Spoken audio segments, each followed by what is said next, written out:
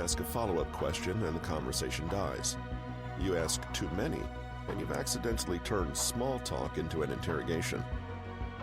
Why does knowing what to say next feel like defusing a bomb, even when you genuinely like the person in front of you? That's the tension Patrick King tackles in Behavioral Tells. Read the hidden signals behind every actions. The section we're basing this episode on gives you a structural system for asking questions that keeps conversation alive and quietly tells you exactly who you're talking to. Let's get into it. Hello, listeners. Welcome back to Social Skills Coaching, where you become more likable, more charismatic, and more productive. You're about to learn a two-gear question framework that stops conversations from stalling or spiraling into uncomfortable territory. Stick around, because by the end, you'll also know how to use someone's own question style to read their priorities in real time. How and why questions tend to lead to chunking up. Chunking down goes the other way and happens whenever we move from broad generalizations and abstractions down to finer specifics. Where, what, when, and who questions tend to lead to chunking down. When you chunk up, it's as though you're zooming out of the conversation to gain a broad, top-down overview of it, or as though you were getting a larger or more general map of the conversation terrain. When you chunk down, it's like taking a deep dive or getting stuck back into the nitty-gritty level, filling in the inevitable gaps you have on a more abstract overview. Understanding how chunking works can help you in three ways. 1. It can help you structure your own questions so that you zoom in and out of the topic appropriately, helping you gain a broad yet detailed understanding of what the other person is trying to share with you. 2. It can help you understand how the other person is using chunking and what this implies about how they're structuring their own mental maps. 3. It can help you identify differences in chunking styles. Typically, misunderstandings and conflicts arise from a mismatch of chunking styles. Making sure that chunking styles are balanced and aligned can smooth over conversational difficulties. So, how do you use chunking in a conversation where you're trying to learn more about a person? Well, first, chunking up questions will help you zoom out and find commonality, look for themes, or help you summarize what you've been told so you can reflect it, showing that you understand and are paying attention. Example. So after we lived in Puerto Rico for a while, we found ourselves back in Italy. Within just 2 months, because of work, we found ourselves pulling the kids out of school again and doing a year-long stint in France. We wanted to come back to Puerto Rico, but, oh well, long story short, we're here in New Zealand instead. Oh, what a whirlwind. So overall, you moved, 4 times in 1 year? Pretty much. What toll do you think all that had on you? Well, it was hard, but we all learned a lot, I'll say that. Speaker B above has asked 2 chunking up questions. The first, you moved 4 times, more or less summarizes the key theme of the story, a whirlwind. The second, what was the toll on you, probes a little for bigger overarching themes that connect all these disparate travel experiences. The question itself is looking for a broader, more abstract analysis rather than further details about what happened in each particular country or the exact dates they went there.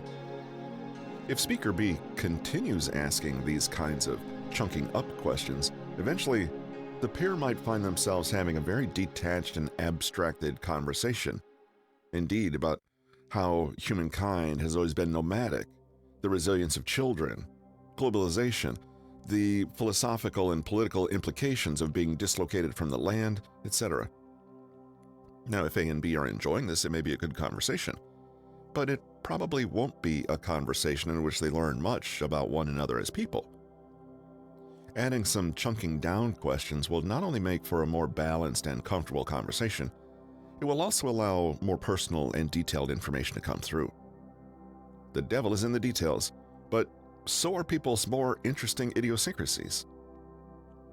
A good rule of thumb: Stick to no more than 3 questions of one type in a row. If you ask 3 chunking up questions, switch to a chunking down question to drill down a little more deeply into a specific idea or detail. But don't stay there too long, or you'll risk getting caught in the weeds. Come up for air after a few chunking down questions to get a breather and a bird's eye view. What toll do you think all that had on you? Well, it was hard, but we all learned a lot, I'll say that. So be honest, which country was your favorite?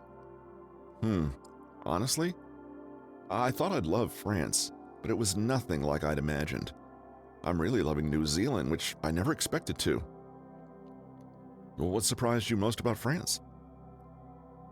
You can almost imagine zooming in on the mental map from countries to favorite countries to France to something specific about France. But if Speaker A had said, "You know what? They all drink too much," and Speaker B had another 50 questions about what kind of wine, the conversation would not only stall, but they'd stop gaining further insight into Speaker A. Here are some examples of chunking up style questions. Importantly, these are not necessarily verbatim. What do you think that means? Why did that happen? So in the bigger picture, is that connected to... What do you think that says about... How do all these things connect? What do you think of... How do you make sense of... Here are some examples of chunking down style questions.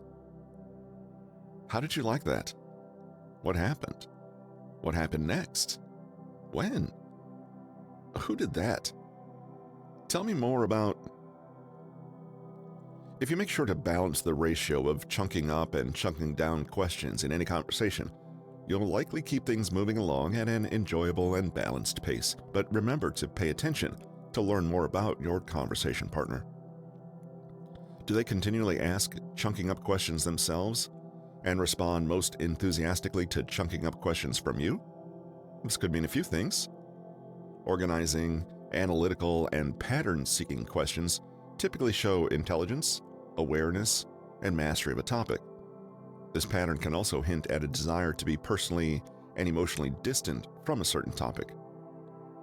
If you're having a heated conversation with someone and they suddenly seem to retreat into lofty abstractions about nobody in particular, ask whether you've struck a nerve and if chunking up is serving as an evasive maneuver.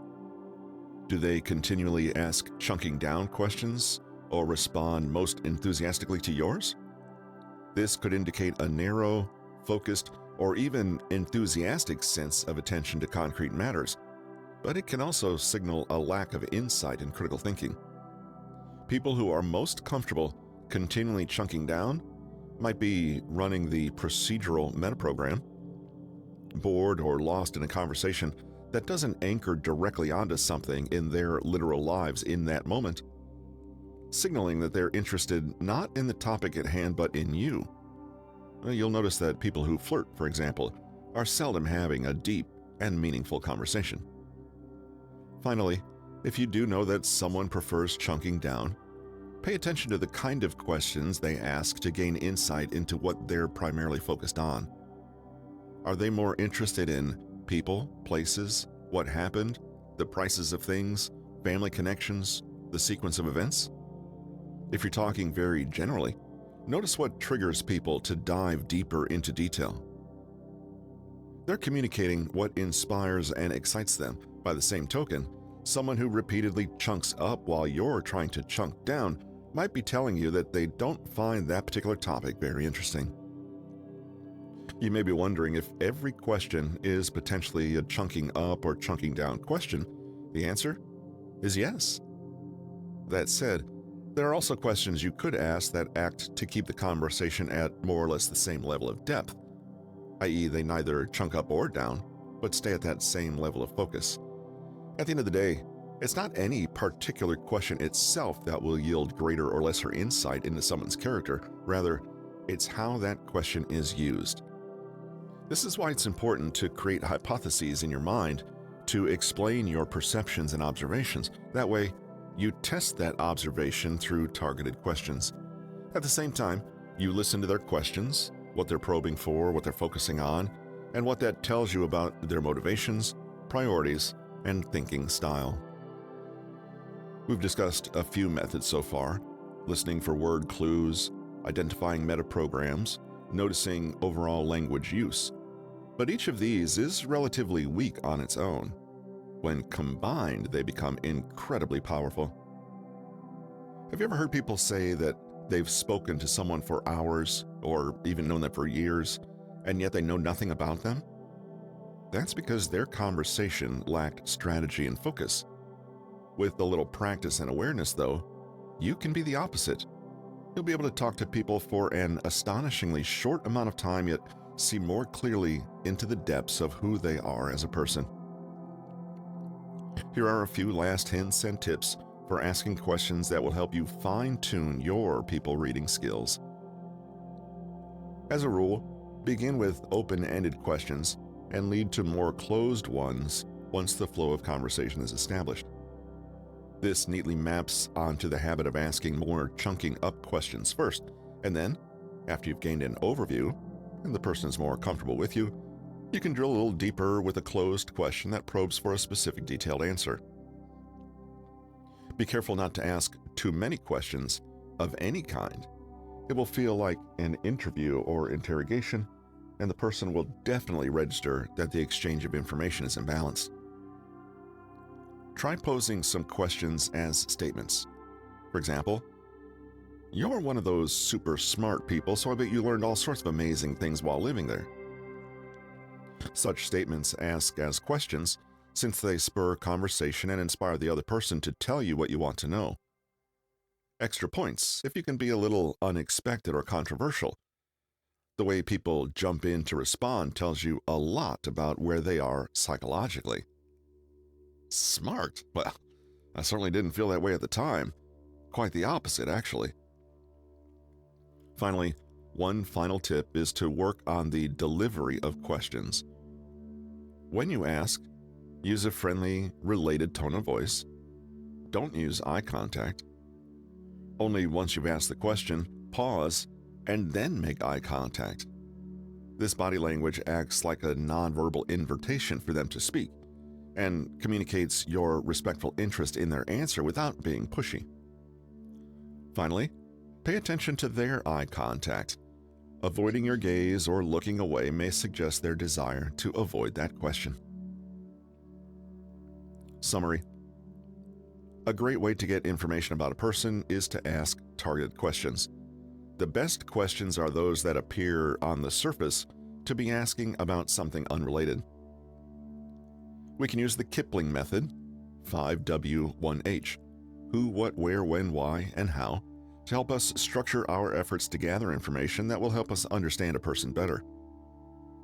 An assumptive question is one that forces certain assumptions and thus implies something about the form the answer could take.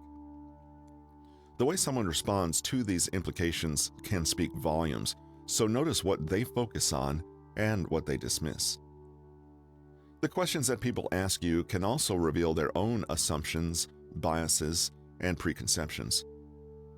Chunking is the way information is grouped into bigger or smaller pieces. The way people use chunking in their own speech or respond to your chunking can tell you interesting things about them. Chunking up is moving from specific and detailed information to more general or abstract information and can signal detachment or critical thinking, while chunking down inquires about details and specifics and can signal interest or more concrete thinking. Notice the person.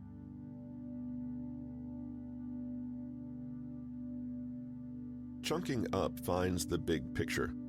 Chunking down grounds you in the specifics. Balance the two, and you stop conversations from either floating into the clouds or drowning in detail. Let's summarize these with the primary takeaways from this episode. Chunking up helps find common themes. It zooms out to summarize and reflect understanding. Use no more than 3 in a row. Balance with chunking down for detailed information. These questions probe deeper into specifics. They prevent getting caught in the weeds. And we'll leave you this from Nancy Klein. Skilled questioning is not about extracting information. It's about creating the conditions under which another person can think.